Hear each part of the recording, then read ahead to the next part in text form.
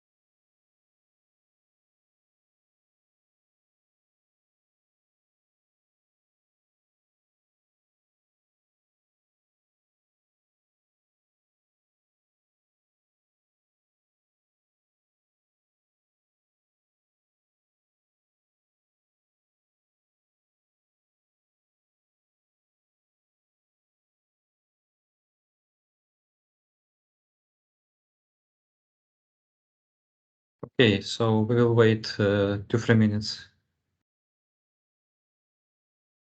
and then we will start.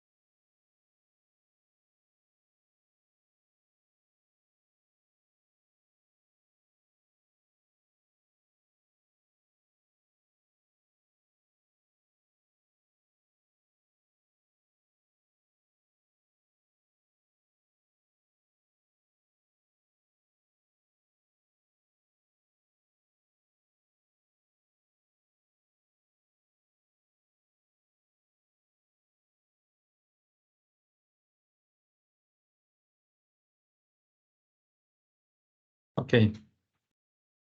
Hello to everyone. My name is Maxim Shilov. I'm the head of Food and Agriculture practice in GrECo Group, insurance broker and consultant operating in 17 countries of Central and Eastern Europe.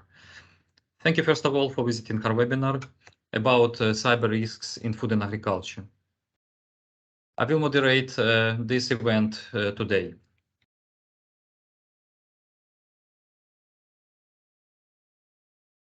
Let me also introduce our speakers. Stephan Eberlein, GrECo Group Practice Leader in Liability and Financial Lines. Stephan will tell us today about insurance practical points regarding cyber risks. Hello, Stephan. Hi, Maxim. Rob Lloyd, the Director of Company ASL. Rob is our invited guest from London who will speak about loss cases and how to deal with them effectively. Hello, Rob. Hi, Maxime. Thank you for having me.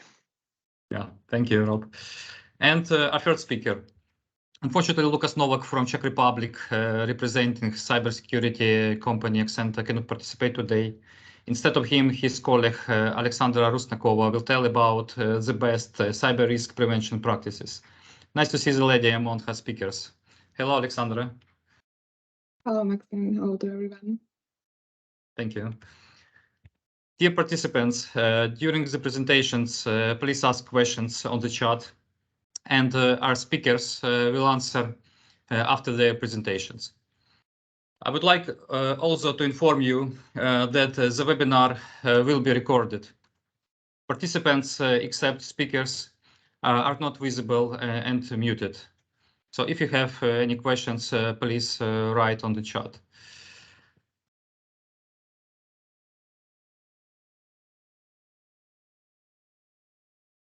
Let me show the news that appeared yesterday in the evening. Baby food manufacturer HIP has become the victim of a criminal cyber attack. Hackers have apparently paralyzed the company's IT infrastructure and production at the main point. It might happen every day.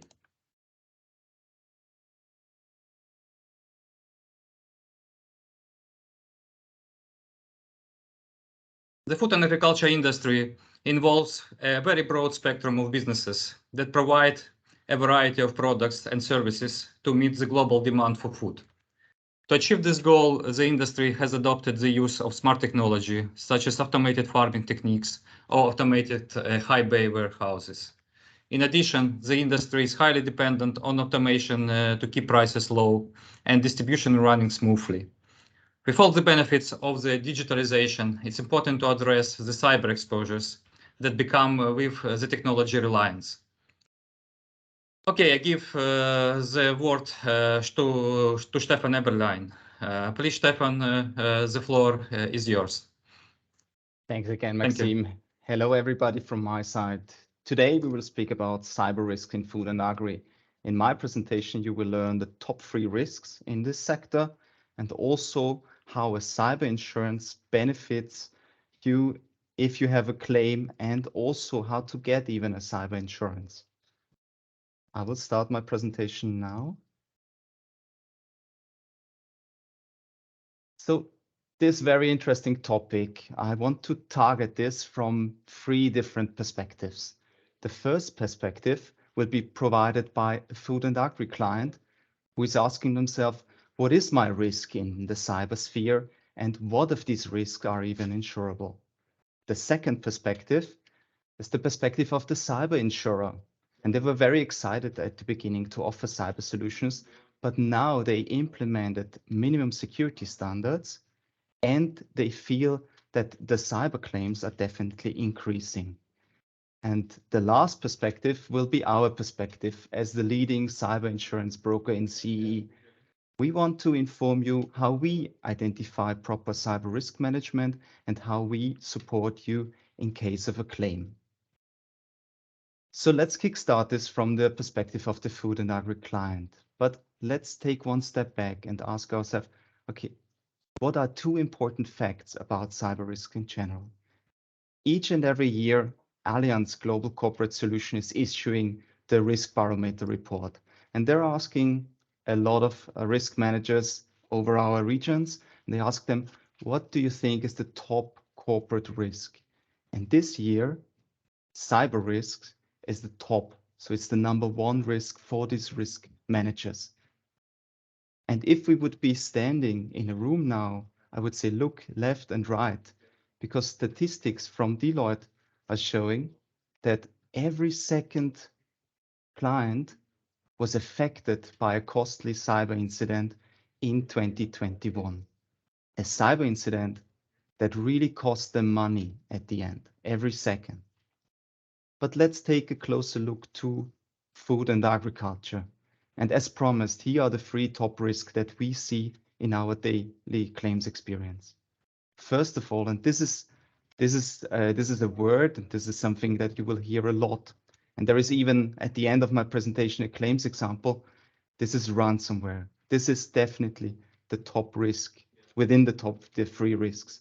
Ransomware is basically, easily speaking, is someone is taking the control of your IT systems and or is stealing data and then is asking for money in order to release the systems or giving back the data and destroying them. This is the way of modern criminality nowadays. And especially in food and agri, this is a really big concern, because if your IT systems are not working, probably your production is also not working, and you operate on goods, on products that can waste with a short expiry date, and there is a danger of a high business interruption. Rob will speak in the next presentation deeply about the business interruption and the potential costs behind that. The second top risk is a data breach. We all learned that the General Data Protection Regulation is something all clients and all companies have to consider. And that applies also to the food and agri sector. So food and agri clients, they have sensitive data, personal identifiable data on employees, on clients, but they have also something else. They have probably recipes or very confidential business secrets from other companies, and they have agreed on a non-disclosure agreement. And these assets, this data, is not only gold for food and agri, assets as data is the modern gold for each and every company. So data breaches is a big concern. And the last point, this is the risk that is definitely on the rise. This is business email compromise. What is this in detail? This is if a criminal gets access to your system, is watching your communication, or is doing via social engineering, influencing to employees, and then is manipulating something in the communication, and then there is a fund payment to the bank account of the criminal. And this means a big financial loss for the company. So these are our three identified top risks in this sector. And I'm speaking about insurance. So for you, it's probably very interesting whether these risks are even covered. And here are the coverages of a typical cyber insurance. And I will go into the details a little to the clauses. I won't be too legal, but I think it's important to understand what is behind the coverage. So first of all, the first cover is a cyber attack. But what is a cyber attack in terms of cyber insurance? This is an intrusion into or unauthorized access of computer system. So a ransomware attack, a malware gets sent to a client, they click on the attachment, and the malware gets activated. This is the first cover. The second cover is the privacy and confidentiality breach cover. So every unauthorized use of personal data or corporate confidential information. And the third cover is the social engineering cover. This cover is provided very often not with the full limit, but with a smaller limit because of a high frequency here that we have seen in the past. And this is the unauthorized electric funds transfer. This is the business email compromise cover. So the good news here is all the three top corporate risks are covered with cyber insurance. But cyber insurance is taking two further steps. It's also providing coverage for human error and technical failure. It's an error or omission in the operation or maintenance of a computer system that causes unavailability. In the last couple of months, we have seen here an increase in the frequency of claims, and that causes a business interruption. And this is something that also companies have to consider. Are my systems secure against technical failure? And the last point is also a future trend. We do more and more services in the cloud, store data in the cloud. But what if these cloud services are not working? If there is an outage? And what if this outage leads to a business interruption? So cyber insurance provides also coverage here, again, very often not with the full limit, with a smaller limit for business interruption loss because of a failure of the supply chain, failure of the cloud service. So we have seen the risk, we have seen the insurable risk. So we can probably answer now the question from our food and agri client, what is my risk and would this risk be covered? So let's take then the second perspective, the cyber insurer. And I said at the beginning, cyber insurance is not very old, it's probably 20 years old. And at the beginning, the insurance companies, they were very enthusiastic and were offering very willingly covers. And in the last 3 years, this changed dramatically, I would say, because they're picky now, they're doing cherry picking. And I will explain why this is the case. Before this webinar, I've asked a couple of underwriters to give me their opinion about food and agri clients they have seen in the past. And their opinion is they think that very often food and agri clients are not adequately prepared for hacks because there is no crisis and emergency plan. And this is an issue. The second opinion is food and agri clients often struggle to meet the minimum security standards because the IT budget is very thin. If we have some heads of IT, they will probably agree with me now. And the third point is the losses, what I mentioned already, the loss amount is very high due to the time-sensitive production process. So they fear if there is a loss from a ransomware attack, probably, the loss will end up with a very high figure. So we have a high frequency and high severity. I spoke about minimum security standards, and I don't want just to say that this is a requirement. I want to show you also an example of minimum security standards. I don't want to go into the details with each and every of this term, but I want to speak about the emotional parts. And one emotional part in dealing with cyber insurance proposal process is the multi-factor authentication. And this is a lot of companies, they don't have this implemented, but the insurer, they ask for that. They ask for that when there is a possibility of an access from a remote device, but also internally to secure sensitive data, such as a recipe.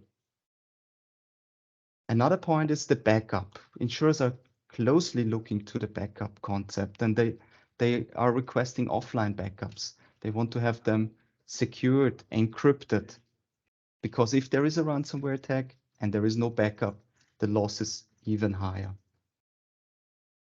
Another point to the organization, and this is also that we experience as an insurance broker very quickly. If we speak with a client, in the first client meeting, sometimes there is the responsible head of IT present, and this person has the power to handle an incident. So the organizational structure is clear, then it's way easier because then we have this awareness at the client that cyber risks are important. But sometimes it is not the case and the organization and governance is not clear. Another point is the business continuity plan. Not only how to restore the backup, but also, okay, how can I manage that I have in the time of the incident enough laptops to maintain IT services that are still functioning. So business continuity plans and crisis emergency plans are very important, and this is considered as a minimum security standard. And the last point here that we have seen in the past more and more is cyber awareness trainings. Just yesterday, we at GrECo, we had another phishing attack, a faked phishing attack from our IT. So to keep the employees aware and to test this is definitely a minimum security standard and should be important no matter of a cyber insurance. So here are the important minimum security standards that you have to have in order to even get an insurance solution. The second point was, okay, how to deal with the high frequency and high severity claims. And to back this up, I want to give you an insight into our GrECo's claims database to show you the problem.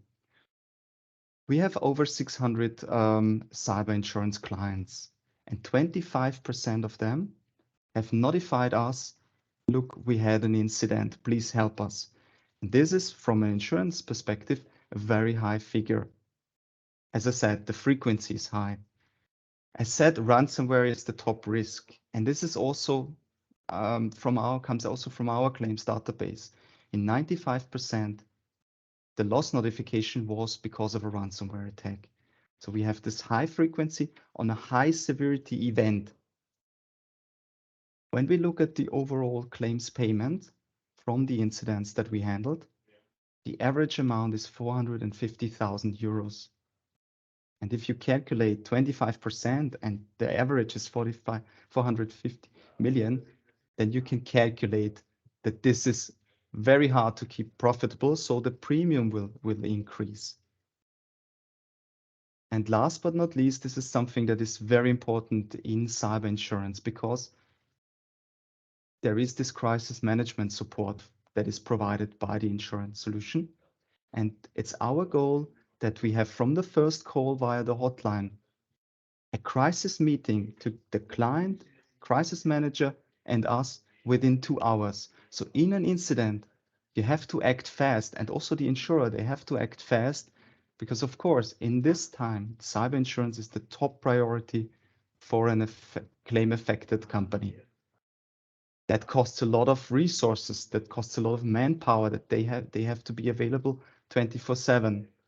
And this is the perspective why insurers from this enthusiastic offering are stepping now a little back and are looking to minimum security standards and are more picky with providing an insurance solution. So the last perspective, this is the easiest perspective for me because this is the insurance broker's perspective. And this is the clear path what we can do for you in order to make you insurable and to provide you with the best possible insurance solution. But this is not a GrECo advertisement. This is something that is apart from GrECo. This should be done apart from us in each and every proposal process. First of all, the risk assessment. We have to understand your risk. We have to identify the high value assets that you want to protect in your IT security process. We want to understand the level of IT security. Have you overreached the minimum security standards? Are you a high performer? Because this affects the premium. And then we want to understand what is your overall enterprise risk strategy. What do you think about deductibles? What do you think about limits in general? Are you interested in taking a lot of the risk by yourself, even with a captive, for example? Or do you want to have also coverage for the very small incidents? The second step is we want to quantify it. We want to calculate an identified risk scenario. You probably can guess what this scenario would be. It's mostly a ransomware attack. So we calculate a ransomware attack from the crisis management to the first party loss and also sometimes even claims from third parties. And then we look at the scenarios that you provided us and we look at them. Are they insurable or aren't they insurable right now at the moment? This is the second step. The third step is we see a lot of questionnaires. So we have a very close look at food and agri clients, and we clearly know what a typical food and agri client has as a security package. So we can give you feedback. Look, other clients in your sector, they have security awareness training. They have penetration tests each and every year, and they have a crisis and emergency plan. And the high performer, they have also the MFA. I kept this very smart and simple here, but we can also go into the details and speak about the further security standards companies should have. And what we also do is we do outside-in scanning.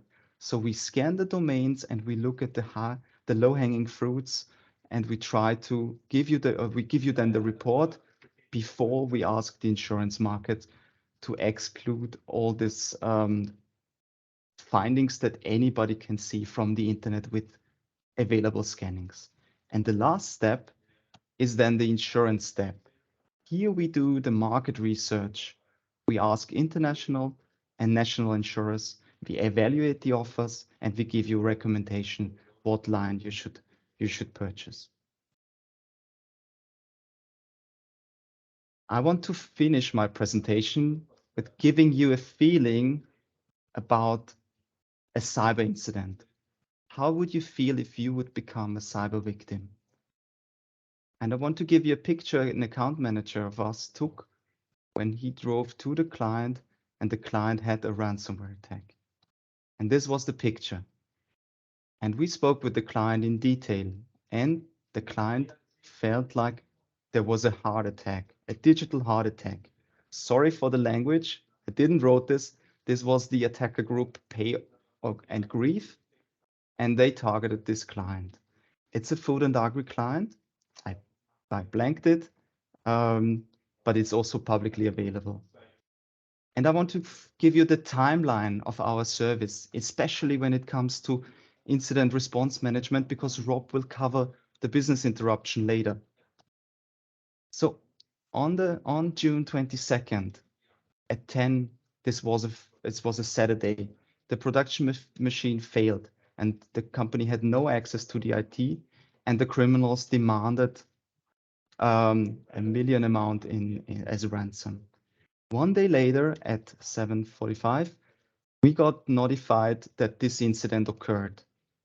1 hour later, we were able to set up this crisis meeting with Crawford as the crisis manager, with the client and us, and we started the restoration of the IT system. 2 days later, almost all systems were already restored, and the client made the decision of not paying the ransom demand. 4 days later, the entire IT system were fully functional again, but it was unclear if the attackers are still in the system. So we had to monitor the system for several months. And then in September 20, the forensic report was finalized. We had an overview of the cost, and we started the negotiations with the insurer. So this was the crisis management. This was one pillar of cyber insurance. There is a hotline, there is access to crisis management, there are communication specialists, there are IT specialists, and there are also legal specialists. And this point ends with overview of the costs. And this is probably a very good point to bring Rob now into action, because this is actually his expertise. So what are the key messages here? Food and agri clients have an increased risk for cyber attacks than other businesses due to the time-sensitive processes they have in production. The second point, clients have to fight against the stereotypes of not being sufficiently protected. They have to show the minimum security standards. Cyber incidents are like a heart attack to organizations, and professional crisis management is important. And the last point, cyber insurance is not a combination of crisis management and balance sheet protection is a necessity rather than a luxury, in my opinion. So many thanks, and over to you, Rob, or over to you, Maxime. Thank you. Thank you. Thank you, Stephan, for this interesting and fantastic presentation. Personally, I liked it very much. So probably any questions from participants to Stephan?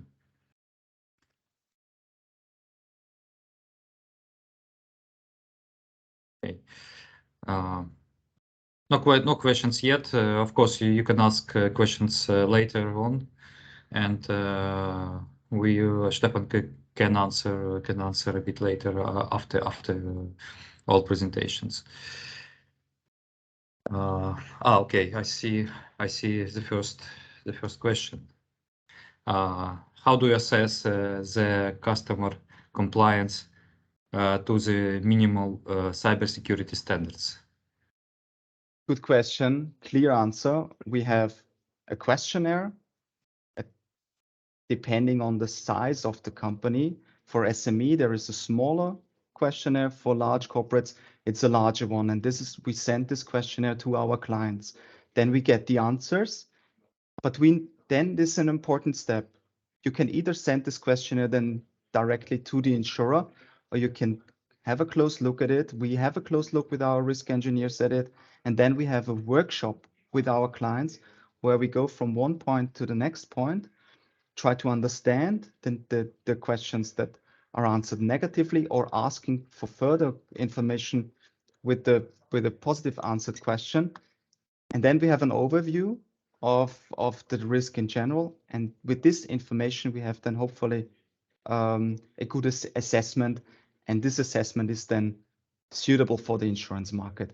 If we see critical or the not fulfilled minimum security standards, we definitely highlight them. And we give also a recommendation of, I think without a crisis and emergency plan, we won't be able to get even an insurance solution. And then it's the client's decision to tell us, look, please try. We want to have the outcome. Or, okay, I will develop a crisis management plan in this scenario. And then please ask the insurers. Thank you. Thank you, Stephan, for your reply. The next question, how can a client estimate their loss if they will get a ransomware? Is there a rule of thumb? At the beginning, yeah, we said it's 5% of the annual turnover, but we don't do this anymore. It's really understanding the risk. It's asking this important question. It's understanding the business model, understanding the financials, and then go into a deep calculation. This is important in that case, because otherwise it's important because you set the limit of the limit of the insurance on this amount, and to have an accurate figure here is, in my opinion, very important and should be considered in detail. Okay, thank you. Thank you, Stephan. And I give the word to Rob Lloyd. Rob, the floor is yours. And so you already received the call. And what next? Thank you, Max. Can everyone see my slides? Yes. Excellent. That's a good start. Well, thank you, Stephan. That was, I think this is a lovely segue from what you've spoken about into my discussion. So I think before we start, I think it'd be helpful to talk a little bit about ASL. Some of you may have heard of ASL, some of you may not, but you know, it's helpful and gives some context if I briefly explain who we are and the role that we play in cyber claims. So we're specialist loss adjusters and forensic accountants, and we deal with cyber and financial claims for insurers in London, Europe, and across the globe. When it comes to cyber, and I'll say we're very busy with cyber at the moment, echoing what Stephan was saying, we're appointed by insurers to review and help the insured or the policyholder, however you want to describe them, with their business interruption calculations. And that's dealt with by a team of chartered accountants. We also review the IT and other costs incurred by the insured in remediating the event and consider whether these fall within the scope of the insurance policy. Once we've done that, we report to insurers and they consider our findings and the amount of any indemnity. We very much like to take a collaborative approach in working with the insureds and their brokers. And we like to work with them early on in the process to help them prepare their business interruption calculations and ensure that they can do so and understand the policy wordings, because very few of your clients would have been through this process. And finally, we deal with cyber claims across the globe, including in the food industries and the associated supply chains. So what am I going to talk about today? Well, more ransomware. You know, this is such a key part of cyber risk. So I'll start by talking about some statistics and trends just to get us going. Then I'll talk about a scenario and the cyber claims process so you can understand each of the steps. Then I'll move on to business interruption loss, and we'll also go through a simple calculation. Then we'll get into the real world with a case study, a claim that ASL have dealt with, which is a food packaging company. And then I'll finish by talking about, you know, the obligations in the event of the attack and things that you need to bear in mind. Okay, so Stephan's already talked lots about ransomware. And it's really interesting, his statistics, because it actually accounts for 90% of the cyber claims we deal with. So it's huge. Now, there's a whole load of information statistics out there about ransomware, but these would seem to be the most consistent facts.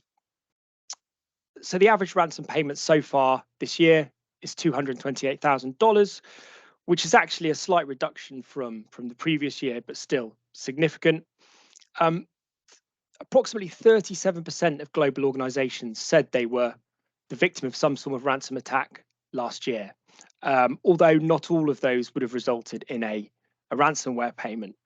Worryingly, 86% of ransomware claims include the exfiltration of data, and the root cause, as we discussed earlier, is usually some form of phishing attack. So someone clicking on a link in an email, giving away their login details, for example, and this then gives the threat actors access to the systems. Now, the food and agriculture industries are very much on criminals' radars.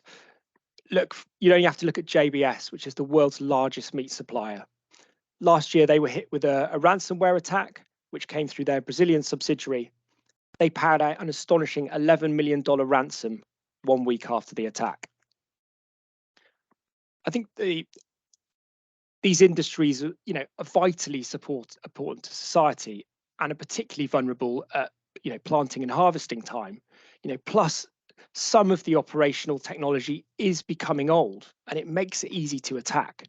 A ransomware attack could entirely disrupt production and the processing of the product.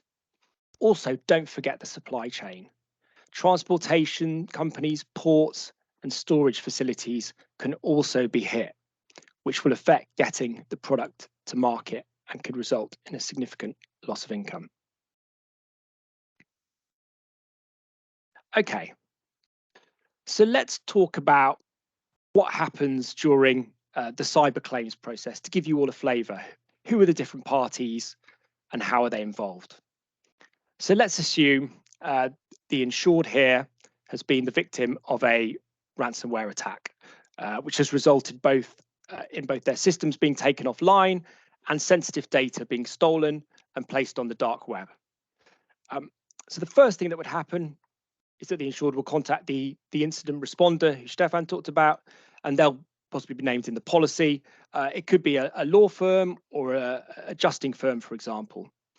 So the incident responder talks through the situation, establishes what's happened, and comes up with a crisis management plan. This is a very quick process and is done within a couple of hours. As part of this crisis management plan, the incident responder will get an IT forensics firm involved, and this will usually be on an insurer or broker's panel. They'll quickly access the insured systems and determine how they've been affected and work out a plan for containing the attack and getting the insured back online. They'll also start to look at the extent that data has been stolen. Now, if the insured are being held ransom by a threat actor and wish to pay that ransom demand, then the incident responder will appoint a cyber negotiator. And their job is to engage with these bad actors and try to negotiate the ransom payment downwards. They'll also try and source the cryptocurrency to pay the ransoms, but we also have to bear in mind that sanctions checks have to be undertaken. Because it's a strange situation, but you can pay ransom demands to criminals, but not ones that are sanctioned. So if the data breach is looking serious, then data privacy lawyers will need to be appointed. So they'll defend the insured against any claims from data subjects and make sure that the necessary notifications are made to the regulator. And I'm sure, as you can imagine, this is a very sensitive and difficult process. Now, if you do have, for example, data subjects who have lost financial data, then you may need to appoint a credit monitoring agency to help monitor the affected customers' credit profiles and ensure that their details aren't being used to take out loans or maybe open bank accounts. And then if you've got to that stage, then it's possible that your customers and maybe the public are aware of what's happened. So PR consultants, again, who are usually on a panel, insurers panel, may get involved to try and help mitigate the reputational damage that's arising from the attack. They may also help with communications to the clients. So the poor insured has been through all of this. And then once the dust has settled, they've realised that they've lost income, and they may therefore present a business interruption claim. It's at this stage the insurer will then instruct forensic accountants or loss adjusters, such as ASL, to review the loss of income claim and also assess any costs incurred. Now, in certain cases, if the insured have properly evidenced elements of their claim under the insurance policy, then insurers may be willing to make interim payments in order to help the insured with their cash flow. Okay, so nobody likes business interruption. It's but we did touch on it earlier, and it's one of the key covers provided under cyber policies. If companies in the food or agricultural sectors are hit by a cyber attack, then it's likely that their income streams and profits will be adversely affected. Also, the longer the downtime, the larger the business interruption loss. So unless you've dealt with one of these losses before, the concept can be slightly abstract. They're not straightforward, and a lot will depend on how each business operates and what the policy wording says. But what I'm going to do is give you an overview of the process and demonstrate this with a very simple calculation. So business interruption losses are typically calculated by taking the loss of income sustained as a result of the outage, less any savings resulting from the reduced costs and expenses. So these are your variable costs. So what we're saying is that those costs that have been saved as a result of the business activity reducing will be deducted from the loss of income. Now, this is also known as gross profit. Now, I won't go into details, but if any accountants on the call, it is ever so slightly different to accounting gross profit. So we then need to look at how we're going to calculate our loss of income. And this is usually calculated by looking at the revenue generated in the prior financial year and working out the shortfall. And this is then adjusted to take account of any growth in the insured's business. So if the business is growing by 5% year on year, then this will have to be incorporated into the loss of income calculation. It's only fair. Another way of calculating this margin is by simply looking at your gross profit margin and then multiplying that by the lost income. And we'll come on to this in a moment, and you'll usually get that margin by looking at the prior year's financial statements. Two other things to be really important, and we see always there with business interruption calculations, is the indemnity period and the waiting period. So the indemnity period is the length of time for which a loss of income can be claimed. It varies from 3 months to a year on average, and starts from the very moment of the outage. So let's say, for example, an insured suffers disruption to their income stream for 6 months, but has a 3-month indemnity period, then they'll only be able to claim for the first 3 months. The waiting period is the length of time between you can start making claim for any loss of income. And we see this vary between 12 and 72 hours. What it effectively is, it's a time deductible rather than a monetary deductible. So within that period, any of loss of income is sustained by the insured. And then finally, increased cost of working. Policies also provide cover for the costs incurred by the insured in mitigating their loss of income. So this could be, for example, a production line goes down, you need to bring in agency staff to help to try and ramp production back up. So the cost of doing that would be an additional cost to the business. It's helping mitigate the loss, and therefore you'd expect it to be dealt with under the policy. One caveat to this, though, is that you can, as something called the economic test, you can only spend €1 to save €1. You can't spend €3 to try and save €1. So it has to be economic. So here we go. This is a really simple loss of gross profit business interruption calculation. If they were all this easy, I wouldn't be in a job. But let's take this scenario. The insured were the victims of a ransomware attack on the 1st of August 2022, and their systems were not fully operational until 31st of August 2022. So they had a month downtime. Now, the insured's forecast to generate revenue of 100,000 for August 2022, and that was based on what was achieved in the same period in the prior year, which is August 2021. Now, because of the cyber attack, this meant the insured only generated revenue of 40,000 in 2022, in August 2022. So taking away that 40,000 is what they generated from the 100,000 that they would have expected to generate, and this gives you a loss of revenue of 60,000 euros. And as I talked about a moment ago, the insured have got a gross profit margin of 50%. So 50% of that 60,000 euro loss of revenue gives you a loss of gross profit of 30,000 euros. Now, as I say, that's a very straightforward calculation. And if they were all that easy, as I say, I wouldn't be in a job. So let's bring this to life with a real life case study in the food sector that we recently dealt with. It involves a company in the UK that stores, packages, and distributes fruit to really large UK supermarkets. So as you can imagine, it's a really time-sensitive business, given the perishable nature of the product. And orders are received from these supermarkets on the day prior, so there's an incredibly short lead time. The insured here also supplies 30 different types of fruit from across the world. So once the orders are placed by the supermarkets, the fruit is packaged and labelled on the production line, with the labelling being critical to the Food Standards Agency requirements here in the UK. On the production line, the staff also remove any low quality or damaged items, and the fruit is then transported to the supermarkets. So I said a moment ago, what's key here is the fruit is packed on the day prior to delivery, and therefore there's a general level of stock maintained. You've got avocados coming from Peru, so you almost need to order those in advance without knowing exactly what your client's requirements are going to be. So what is therefore so important is the historic data held on the stores, the insured stock management system. They want to ensure that they fulfill customer demand, but at the same time not hold too much stock. So the stock management system is therefore absolutely critical to business operations. Now in May 2022, here we are again, the insured are unfortunately the victims of a ransomware attack.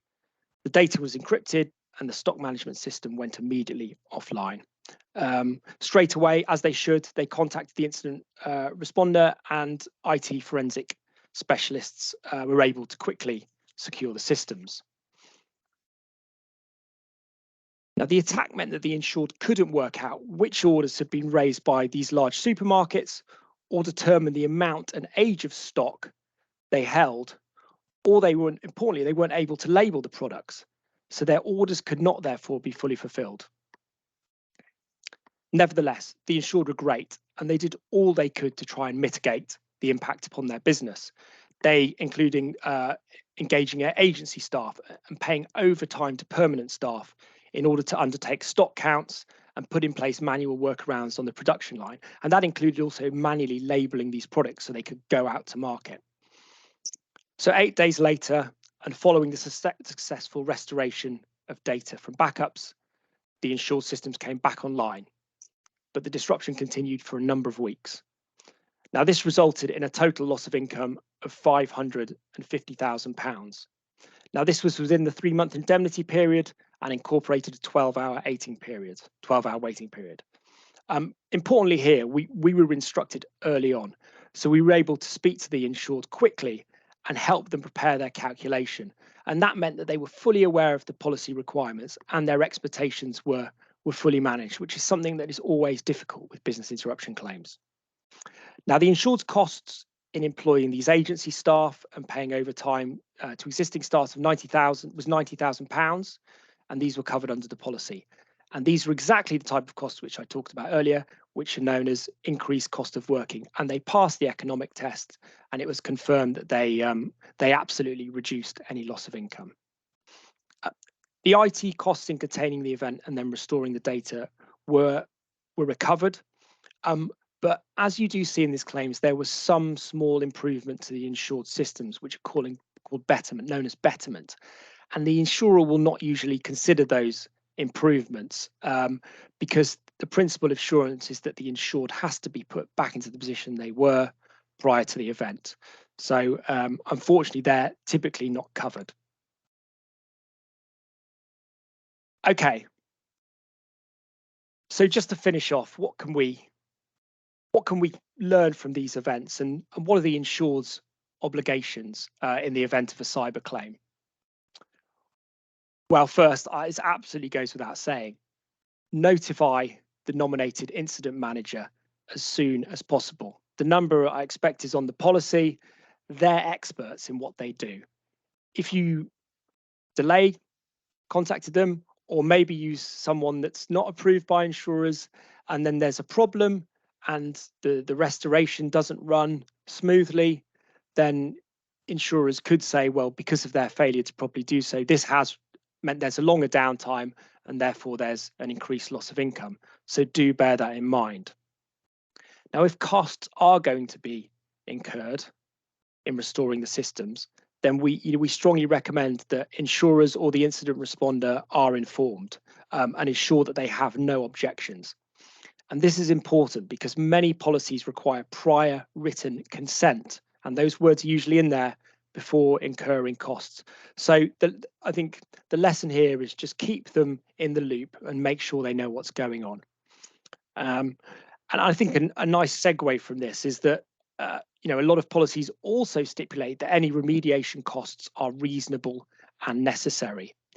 So therefore, make sure that there are not excessive, unnecessary, or duplication of costs. Now, this duplication of costs really is frequently an issue that we see.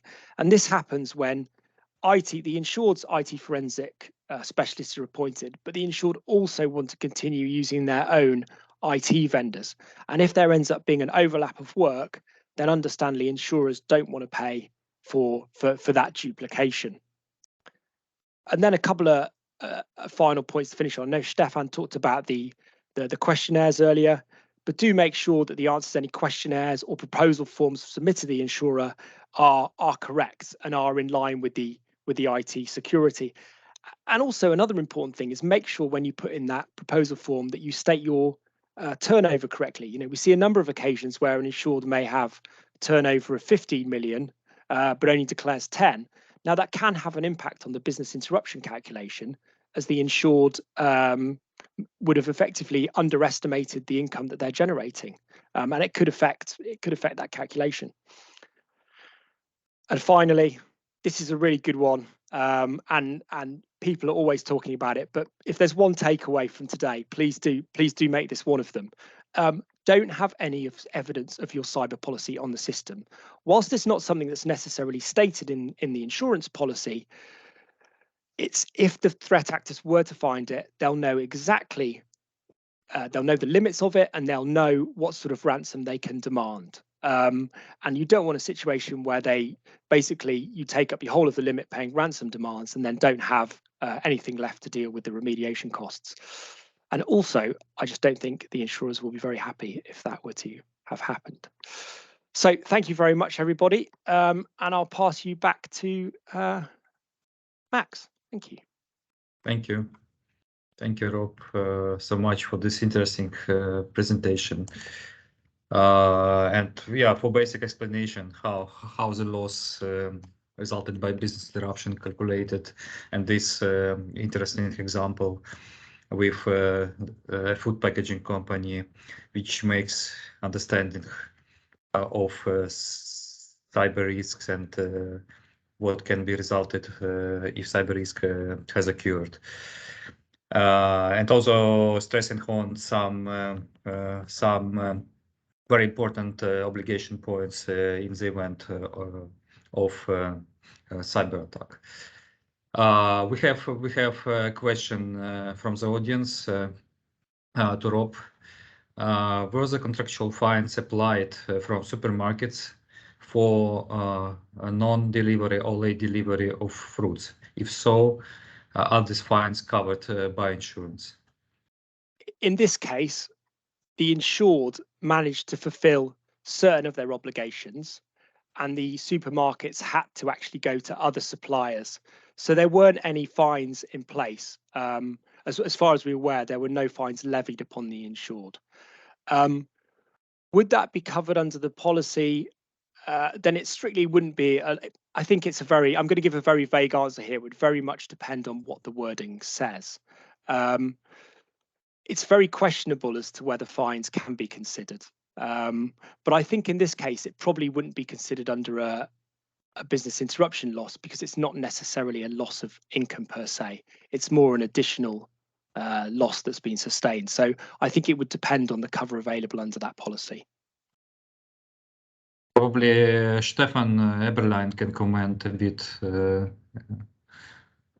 Yes, I can only emphasize what Rob said. This is something where an individual wording is necessary. So to look at this clause of contractual penalties, so typically there are two types of contractual penalties covered, is a violation of non-disclosure agreements, and secondly, a violation of payment card industry data security standards. So this is in each and every policy the case, I would say. And then you can take one step further if you find an insurer who agrees on that, and then you cover also the contractual fines for non or late delivery as well. I have to say that we had one client where they had such a clause, and the insurer also paid without any problems. So if to recap, so this is a tailor-made, clause, yeah. Good. Any questions? Any more questions from the audience?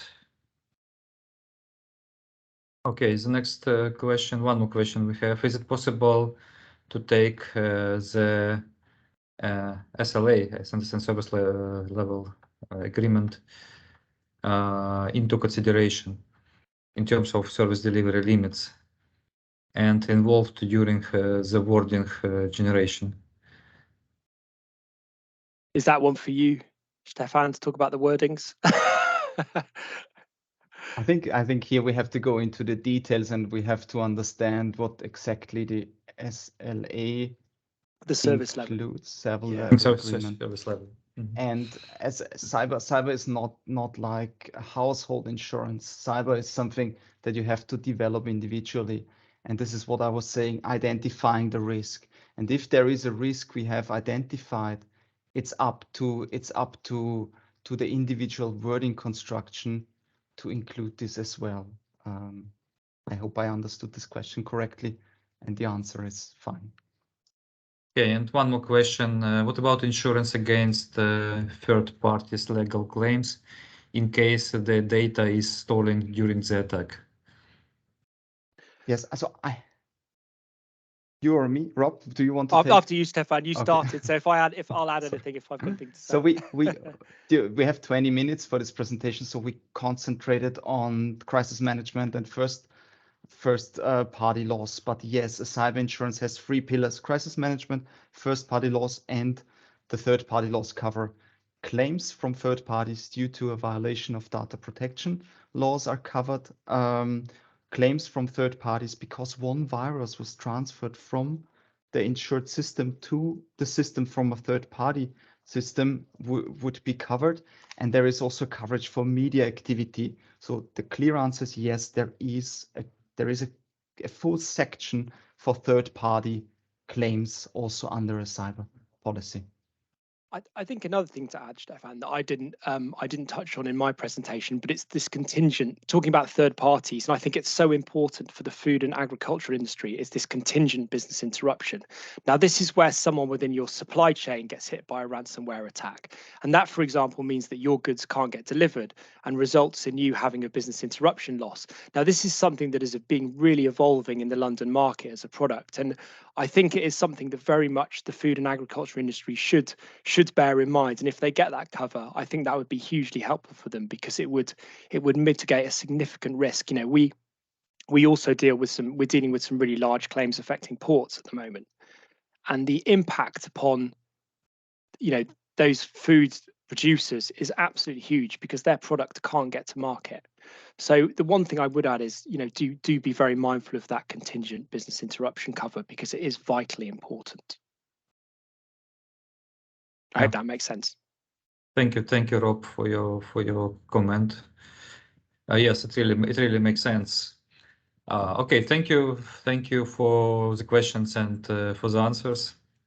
And let me give the word to our first speaker, to Alexandra, and she will tell about cyber risk prevention practice. Please, Alexandra. Hello to everyone once again. Hello. Let me just put my presentation. You can see my presentation? Yes. Okay. Ladies and gentlemen, let me introduce myself once again. I am Alexandra Osniakova and I work as a cybersecurity analyst in AXENTA. Today, I will talk about Security Operations Center, known as SOC, as a service.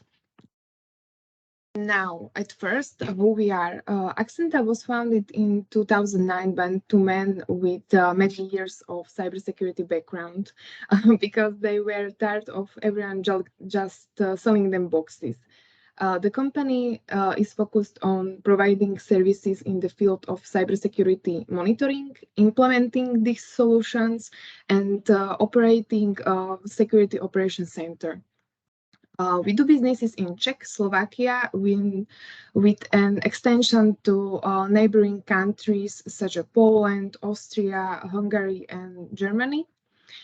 We are among the largest companies dealing with cybersecurity in the Czech Republic. We operate across all sectors. We do not focus on a specific segment, but we help all companies across the entire market. We believe that cybersecurity should be dealt with by every organization existing in digital world, and it's practically all of them today, including food production and processing. Within a framework of new European Union regulation, the obligation to solve cybersecurity will be extended in this direction as well. I believe that many logos are known even beyond the borders of our country. So let's go to the point. SOC, Cybersecurity Operations Center. What is it? What to imagine under this, and why entrust yourself to the care of Security Operations Center? Let's first look at the classic concept of SOC as it's known by the public today. SOC ensures supervision of your organization infrastructure in the field of cybersecurity. SOC is only as good as quality of security specialist, processes, and then technology. Of course, technologies are also an essential part of surveillance, but without quality services, they only collect data. Within the classic SOC, let's call it SOC 1.0, there are logs, data collected in central repository known as log management. It's a large storage that serves to manage them, and operators can search for information in it. The SIEM stands above the log management. This is a security event management system. It's actually a ticketing tool augmented with mechanism that allow you to look for connection in the data and collected suspicious behavior. Correlation method ensure this. Information about the organization itself and assets is also essential. This helps our operators understand the context. When we talk about people, classic SOC has basic two layers, L1, operators, and L2, analysts. What is security monitoring? We collect logs from your IT infrastructure, servers, information system, VPN. Then we perform correlation over the logs. So what is SOC 2.0? It's built on other technologies that helps detect an attacker or suspicious behavior in the system faster and more accurately. In SOC 2.0, it's important to share information about the way attackers behave and work. We use various technologies and processes for this. The more information the SOC has, the better it works. Which is why we use a new modern technologies in the field of cybersecurity monitoring, like XDR, GDR, and so on. As already mentioned, SOC is many people. Communication is also important. SOC is not a superordinary object. SOC works closely with the customer, and it's their extended arm within ICT. So it's all about mutual cooperation and trust. SOC detects suspicious behavior within the system and informs the customer. Then together they decided the next steps. SOC 2.0 has technologies and processes that help solve events automatically in some areas. That can stop attacker without the need to inform the customer through automation in individual products. One of these automation technologies is SOAR, Security Orchestration Automation and Response, which helps the SOC to respond automatically without the need for human intervention. SOAR is an automation tool that behaves according to set scenarios. What to add in conclusion? Most organizations underestimate personal capacities in IT departments, so there's no capacity left to pay attention to cybersecurity. They primarily focus on operation side, which directly contradict the rule of separating cybersecurity from IT operations. The SOC will provide the necessary resources, expertise, and technology. It becomes a helper in solving cybersecurity within your organization. Thank you for your attention. Unfortunately, I'm not able to answer the question adequately in professional manner because I am not directly part of SOC. But if you have any question, please contact my colleague Lukáš Novák, who couldn't be here today. He's an expert and will be happy to answer any questions you may have. And I will write his email on chat. Thank you for understanding.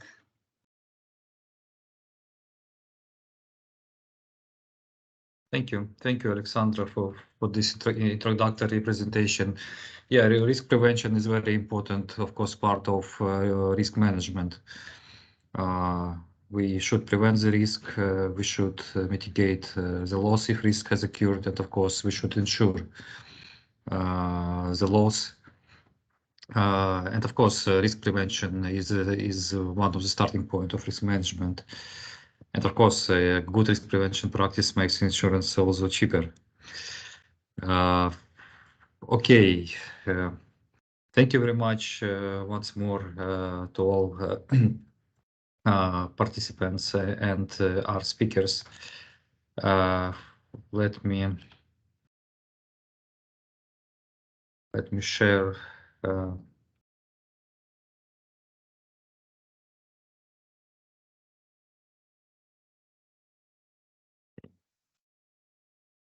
Let me share the contact details of our speakers again.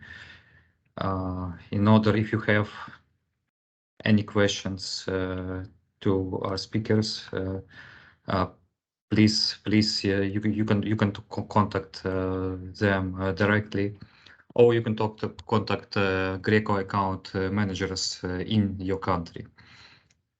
thank you very much. Thank you very much once more, and have a good day without cyber attacks. Thank you, Maxim. Thank you, Maxim. Thank you. All the best to all. Thank you. Thank you. Have a nice day.